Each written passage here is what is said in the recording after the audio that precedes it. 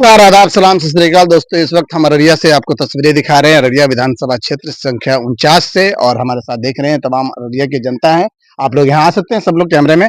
और क्या मुद्दे होंगे इस बार जो अररिया के लिए सबसे बड़ी चुनावी जो मुद्दा है, तमाम जनप्रतिनिधि यहाँ से कमर कस चुके हैं और मैदान में उतर चुके हैं। सब अपनी अपनी दावेदारी पेश कर रहे हैं, चाहे राष्ट्रीय उलमा काउंसिल हो, चाहे कांग्रेस हो, चाहे जदयू हो। तमाम प्रत्याशी जो एक आईपीएस ऑफिसर है जो सुदीप लांडे जी, उन्होंने हिंद सेना बनाया हुआ है, वो भी चुनावी मैदान में है। और अररिया की जनता हमारे साथ है, करीब यहाँ पे 10-15 जो युवा दिख रहे हैं खासकर। हम इनसे बात करेंगे कि इस बार जो चुनावी मुद्दे क्या होंगे अररिया के लिए। तो सबसे पहले आपका नाम क्या होगा? मेरा नाम है मोहम्मद सुलेमान आलम। मोहम्मद सुलेमान जी, इस बार क्या लग रहा है कि अररिया विधानसभा के सबसे ज्यादा प्रभावी मुद्दे क्या होंगे चुनाव के लिए? देखिए, प्रभावी मुद्दे तो जो भी हो, लेकिन अररिया के अंदर में अभी कांग्रेस पार्टी से जो 10 साल से रह चुके एमएलए जो अब्दुल रहमान साहब थे, खैर मुसलमान है, उससे हमें कोई ये दिक्कत नहीं है। लेकिन 10 साल के अंदर में अररिया विधानसभा 49 में कुछ भी नहीं बदला है। हम लोग बदलाव चाहते हैं और अभी एक गरीब आदमी तरीके का बदलाव चाहते हैं कि अभी हम लोग कोर्ट कचहरी चले जाए, ब्लॉक चले जाए या थाना चले जाए, एक गरीब आदमी जाता है तो उससे इतनी ज्यादा लूटी जाती है कि वो खुद घर बैठ जाते हैं वापस। तो इस तरह का बदलाव चाहिए जिससे कि भ्रष्टाचारी खत्म हो और जो ये घुसखोरी का मामला सबसे ज्यादा पाई जाती है, इन सारी चीजों को खत्म किया जा सके। और इस पर जो है हमारे एमएलए साहब जो पहले से रह चुके हैं 10 साल से, उन्होंने कभी आवाज नहीं उठाई, कभी नहीं बोलने की कोशिश की कि ये भ्रष्टाचारी क्यों चल रही है और इस पर को खत्म किया जा सके। और अगर कभी उनसे बात की जाए, उनसे पूछा जाए कि ये भ्रष्टाचारी हो रहा है तो इस पर आप कुछ कहिए, तो वो कहता है कि वो सरकार का मामला है, हम कुछ नहीं कर सकते। तो फिर जब सरकार का मामला है तो हमने आपको वोट किया, तो फिर हम वोट करने के बाद हमारा हक है आपसे बोलने का, सरकार से बोलने का। हमने चुनकर आपको वहां भेजा है ताकि हमारी तमाम मुद्दे वहां पे उठा सके, लेकिन वो कोई जवाब नहीं देते। सारे जवाबों का एक ही तोड़ करके जवाब दे देते हैं कि उस सरकार से सवाल की जाए, सरकार जाने, हम नहीं जानते हैं। एक गरीब आदमी के घर में किसी तरह का मामला पेश आता है, जब वो थाना जाते हैं अररिया, तो वहां पर उनसे जो है 2000, 4000, 5000, 10,000 रुपए ली जाती है। इस तरह से करके वो खुद समझते हैं कि आप तो मेरे जेब से पैसे भी चला गया और मेरे पास कोई। कहने का मतलब है इनका कि वाकई अररिया आज भी करप्शन से, भ्रष्टाचार से जूझ रहा है और सबसे बड़ी समस्या इनके हिसाब से भ्रष्टाचार है, जो इस पर नियंत्रण लगाने की जरूरत है। चलिए, आपका नाम क्या हुआ? मोहम्मद हमीदुर रहमान। हमीदुर रहमान जी, क्या कहेंगे अररिया के क्या मुद्दे होंगे इस बार? विकास जी। कौन लगता है कि कौन कैंडिडेट है, जो कौन पार्टी है जो विकास कर सकता है अररिया का? पार्टी है राशिद अनवर भाई साहब। कौन से पार्टी से? ये है वही बल्ला छाप जी। पार्टी कौन सा है पता है आपको? RSS RUC। RUC के मतलब जानते हैं, राष्ट्रीय उलमा काउंसिल जी। तो क्या लग रहा है राशिद अनवर के अंदर वो क्या क्वालिटी है कि जो विकास कर सकते हैं? ये गरीबों का नेता है, ये सबका दुख दर्द में शामिल रहता है। पहले दिन को टिकट वैसे देने वाला था, इनके साथ धोखा किया। जी, इसीलिए हम लोग एकजुट होकर राशिद भाई को जिताए। क्या आप हैं यहाँ पे? क्या नाम हुआ आपका? जी, मेरा नाम इश्तियाक आलम हुआ। आप क्या चाहेंगे, मतलब किस तरीके से आप अररिया के लिए क्या मुद्दे क्या होंगे आपके हिसाब से? देखिए, अररिया के लिए सबसे बड़ा मुद्दा ये है, अभी घर घर में हर एक बच्चा नशा में डूबता जा रहा है। जैसे चरस, अफीम का कारोबार इतना स्तर में बढ़ा हुआ है, ना इसमें प्रशासन ध्यान देता है, ना ही कोई नेता ध्यान देता है। ग्रामीण क्षेत्र में आप क्या लग रहा है, ये शराबबंदी की वजह से है या फिर क्या, किस तरीके से शराबबंदी जो बिहार में पूर्ण रूप से सरकार सख्त है, तो क्या शराब बंद होने के कारण ये जो सूखा नशा का जो चलन बढ़ा है, खासकर युवा पीढ़ी हर जगह की बात कर रहे हैं, बिल्कुल ये स्माइक कोरेक्स वगैरह लेते हुए दिखाई दे रहे हैं, तो क्या इसमें सरकार लगाम नहीं लगा पा रही? सरकार इसमें लगाम क्या लगाएगी? सरकार तो इसमें और बढ़ावा दे रहा है, जिसमें कि पुलिस वगैरह सबका कमाई बढ़ गया है। स्थानीय प्रशासन भी इसमें बिल्कुल लगाम नहीं लगा पा रहे हैं, ना ही क्षेत्र का कोई नेता आज तक। सबको कमीशन जाता है, ऊंचे स्तर पे यहाँ पे चरस का गांजा तस्करी किया जाता है, चरस गांजा तस्करी किया जाता है, उस पर आज तक कोई ये नहीं लगाया, क्योंकि हर नेता, हर अफसर के घर घर पैसा जाता है। हमें वो नेता चाहिए जो जमीनी स्तर से इस माहौल को। लग रहा है कौन सा नेता है जो कि अररिया का सबसे ज्यादा विकास कर सकता है? आप ये बताइए, कौन सा नेता, कौन सी पार्टी का? देखिए, पार्टी का बात तो हम नहीं कहेंगे, पार्टी कौन सी हो, पार्टी जो भी हो। हम कैंडिडेट आपके लिए पार्टी नहीं, हम हमारे अंदर में पार्टी का कोई मान्यता नहीं है। हमेशा हर व्यक्ति को ये सोचना चाहिए कि हमारा घर का मुखिया कैसा हो, घर का सरपंच कैसा हो और घर का विधायक कैसा हो।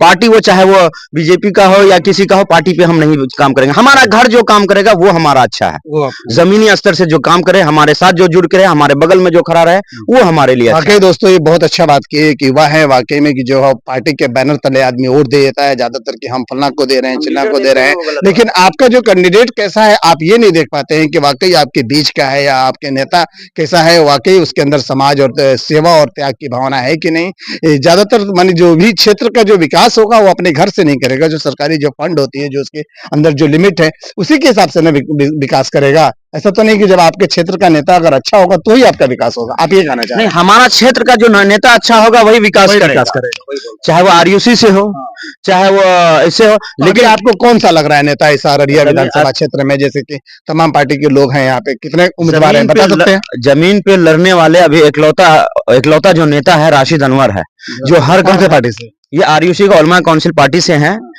ये तो बेचारे 11 साल से दूसरे पार्टी में मेहनत किए, जो इसको तो एमआईएम से जो चुनाव एक बार लड़े हैं। हाँ, ठगने का क्या, एमआईएम से तो हमको पहले से देखिए लगाव था, लेकिन जब इसका जमीनी स्तर से हमें पता चला ये सिर्फ मुसलमानों को बर्बाद करने के लिए आया है। क्यों, आप ऐसा क्यों मानते हैं? आप ऐसा मानते हैं, आप चले जाइए दिल्ली, दिल्ली में जितना मुसलमान अपना सीट हारा है, अभी जहाँ दिल्ली में बीजेपी की सरकार है वो अवैसी की वजह से है। नहीं, आपको नहीं लगता कि एक वैसी ही पार्टी है जो मुसलमानों का नेतृत्व करता है या मुसलमानों के मुद्दे को विधानसभा या लोकसभा में उठाता है? आपको नहीं लगता? मुद्दा उठाने से लोगों का पेट नहीं चलता, मुद्दा उठाने से लोग जी नहीं पाएगा। वो ऐसा मुद्दे उठाता है ताकि लोग और भड़काऊ भाषण में उसके बीजेपी में उसमें क्या अंतर रहा? जब बीजेपी हिंदू मुसलमान करके बांट रही है, अभी तो वही कर रहे हैं। आप ये क्यों नहीं मानते कि सबका नेता है? देखिए जो पासवान है उसका नेता है, जादव है उसका नेता है, जो चाहे जो भी है, चाहे ये किसी भी नेता की मैं बात करूं, साहनी के अलग नेता है, पासवान जी का अलग नेता है, जादव जी का अलग नेता है, सबका नेता अलग अलग है। मुसलमानों का नेता क्यों नहीं होना चाहिए? मुसलमानों का नेता होना चाहिए। हम बिहार में खुद का नेता बनाएंगे ना, खुद का नेता बनाइए ना आप। क्यों हैदराबाद से लाके आप यहाँ पे नेता बना रहे हैं?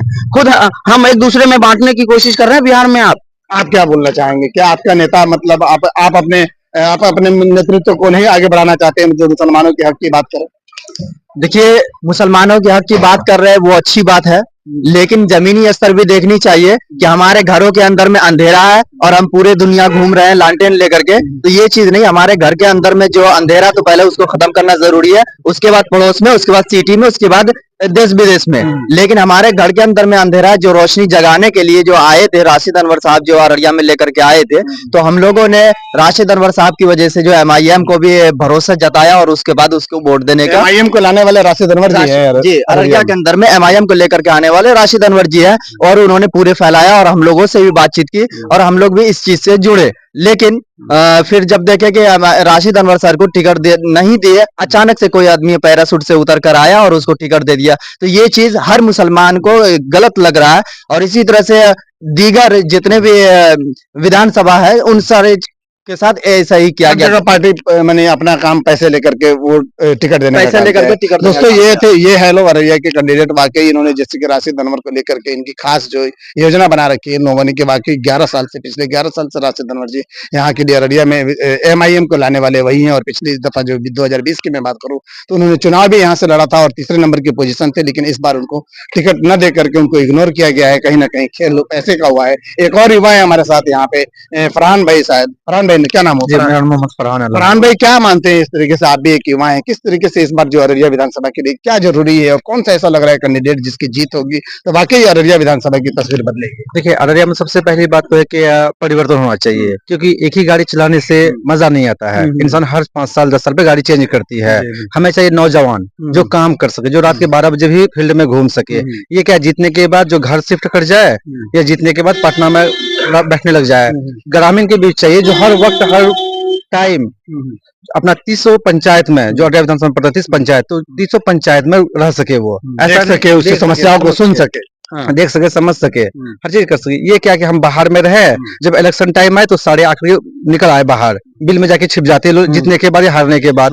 मैं वैसा नेता चाहिए जो जमीनी स्तर के हो, जो यहाँ के हो, बाहरी नहीं चाहिए कि जीत के लिए लूट लिए निकल गए। आज अररिया के अंदर में इतनी सारी घुसखोरी हो चुकी है कि बता नहीं सकेंगे। एक हम लोग जाति निवासी बने जाते हैं, सीधे बोलते हैं 1500 2000, इनको कौन रोकेंगे? यानी आपके हिसाब से भी अररिया जो है सबसे बड़े मुद्दे भ्रष्टाचार और करप्शन, करप्ट जगह है ये बन गया है। क्यों बना है? क्योंकि नेता की वजह से। आज हम लोग रास्ते में चलते हैं, पुलिस वाले जहां मर्जी होती वहां रोक देती है, क्योंकि राजनेता चल रहा है यहाँ पे, दादागिरी चलती है। स्वास्थ्य की स्थिति क्या होगी? आप भी यहाँ से है, क्या नाम हुआ आपका? कहाँ घर हुआ? बरगाछी। अररिया विधानसभा से है? नहीं, अररिया विधानसभा जोकीहाट से है। आप लोग हैं यहाँ पे, कोई आप लोगों में बात कर सकता है? अच्छा, क्या लग रहा है कि मतलब इसमें जो इस दफे है, आप आइए आप जो बात कर रहे थे हमसे कि बहुत ज्यादा आप पार्टी को लेकर के ज्यादा ये है, एमआईएम को लेकर के आपकी जो रुख है, प्रतिक्रिया है, कुछ अलग है, हाँ, दिख रही है। MIM का मैं पार्टी की बात नहीं करूंगा, मैं मुद्दे की बात कर रहा हूँ, मुद्दे की विधानसभा की बात कर रहा हूँ, जो अररिया विधानसभा की इन्होंने कहा भाई साहब ने कि बाकी भ्रष्टाचार और करप्शन सबसे बड़ा मुद्दा होगा। क्या आपको लग रहा है कौन सा ऐसा प्रत्याशी है जो इसको दूर कर सकता है? कौन सी ऐसी पार्टी? देखिए, हर गरीब के साथ में अब अररिया मार्केट में एक फल का दुकान से लेकर के किसी भी दुकान में आप जाएंगे, जब उसके साथ में नाइंसाफी होती है तो कोई नेता खड़ा नहीं होता, तब राशिद अनवर ही जाते हैं। अच्छा, रात में 2 बजे हो, 12 बजे हो, जब हो। क्या आपको लगता है ऐसा कि राशिद अनवर इस तरीके से काम करते हैं? बहुत अच्छा करते हैं। पीछे रमजान की बात बता रहा हूँ मैं, शायद जुमा का दिन था, अलविदा था, प्रशासन अचानक बिना इन्फॉर्मेशन दिए हुए मार्केट में आके सारे ठेला वाले को हटा रहे थे, तो अकेला राशिद अनवर बेबाक होकर रोड पे आए कि सर अभी रमजान का महीना चल रहा है, मुसलमानों का ठेला क्यों हटाया जा रहा है, आप रुक जाइए। तब तो माने उस बात को। अभी फिलहाल कोई पर्व त्योहार चला था, पिछले कुछ दिन पहले छठ, पूरी चांदनी चौक ब्लॉक था, कोई बोलने वाले नहीं थे, क्योंकि वो उनकी है। क्योंकि हमारे प्रशासन भी मिले हुए हैं और हमारे जो नेता है वो बहरे अंधे भी है, जो देखते नहीं है कुछ, बस नहीं देख पाते हैं। गरीबों बस लूट खसरू के खा रहे हैं, एंजॉय कर रहे हैं वो लोग। चलिए दोस्तों, ये थे युवा हमारे साथ और इस तरीके से जो अररिया विधानसभा की बात कर रहे थे कि मुद्दे क्या होंगे चुनाव में। इन्होंने कहा कि वाकई अररिया विधानसभा की जो जनता है वो कहीं ना कहीं भ्रष्टाचार और करप्शन का शिकार है और इसको सुधारने की सख्त जरूरत है। आप इस खबर पे क्या राय है, आप हमारे साथ बने रहें। धन्यवाद।